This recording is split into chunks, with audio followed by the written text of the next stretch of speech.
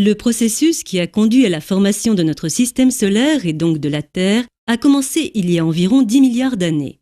Dans l'univers, une partie de la matière formée de gaz et de poussière s'est amassée en un énorme nuage. Elle s'est comprimée sous l'action de la force de gravitation et est devenue de plus en plus dense. Sous l'effet de la pression croissante, le centre du nuage a atteint une température telle qu'une réaction atomique s'est déclenchée. Une nouvelle étoile, notre Soleil, est alors apparue. La température augmentant rapidement, le nuage s'est mis à tourner de plus en plus vite pour prendre, sous l'effet de la force centrifuge, la forme d'un disque de gaz et de poussière.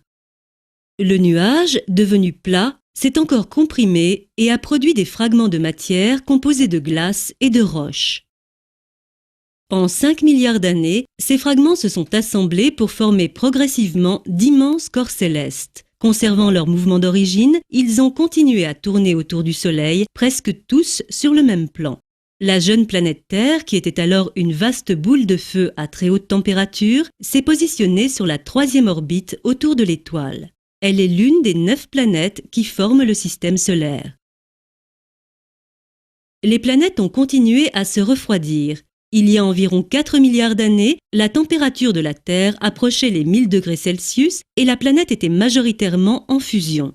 Les éléments lourds de cette masse visqueuse, comme le nickel et le fer, se sont enfoncés à l'intérieur de la Terre et ont formé le noyau. 500 millions d'années plus tard, la croûte terrestre s'est définitivement solidifiée, mais elle est restée toutefois très mince. Des météores n'ont cessé de la percuter et de la casser. Ces impacts, ainsi que les nombreuses éruptions volcaniques qui secouaient alors la planète, ont dégagé des gaz comme la vapeur d'eau, l'ammoniac, le méthane et le dioxyde de carbone. En s'accumulant à la surface de la Terre, ils ont formé une atmosphère primitive.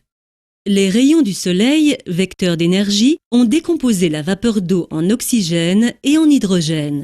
Une partie de cet oxygène bombardé par les rayons ultraviolets s'est transformée en ozone. C'est ainsi que s'est formée la couche d'ozone qui protège la Terre des rayonnements meurtriers du Soleil.